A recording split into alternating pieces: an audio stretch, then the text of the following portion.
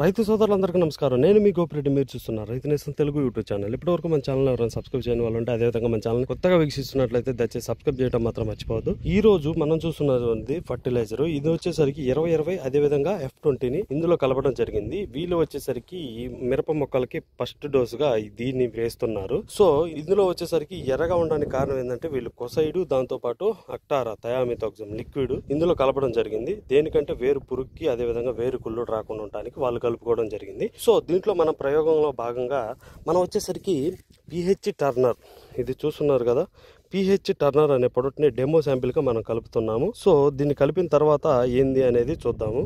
So ఈ PH టర్నర్ని మనం ప్రయోగంలో భాగంగా ఇక్కడ ఉన్న పొడి మందు తీసుకున్నాం, అందులో కలుపుతున్నాం. ఎర్రగా ఉంటుంది ఈ మందు.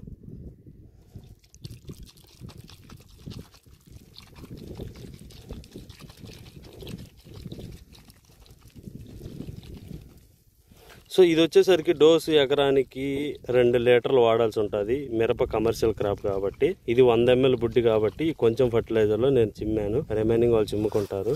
ఇది చూసుకున్నట్లయితే ఇలా తడిగా అయింది. బాగా ఇలా తడిగా అయినా కానీ కష్టం కాబట్టి కొంచెం ఫర్టిలైజర్ వేద్దాం. జావ అయింది ఇది. సో చూచారుగా మీరు, అన్నం కలిపినట్టు కలిపాము. దీన్ని వచ్చేసరికి ఎక్కడ అప్లై చేస్తున్నాం అంటే కొంచెం తీసుకున్నాను. సో దీన్ని వచ్చేసరికి బాగా నీళ్ళు నిలబడే ఏరియా, ఈ పొలంలో ఎక్కువగా నీళ్ళు నిలబడే ఏరియా ఇక్కడ ఉన్నది. ఎక్కువ నీళ్ళు నిలబడే ఏరియాలు ఏంటంటే సెలినిటీ అనేది, ఆల్కలినిటీ అనేది ఎక్కువగా ఉంటుంది, ఆస్కారం ఎక్కువగా ఉంటుంది, pH బ్యాలెన్స్ అనేది చాలా తక్కువగా ఉంటుంది. అదేవిధంగా మొక్కలు పోషకాలను తీసుకోవడం కూడా చాలా తక్కువగా ఉంటుంది.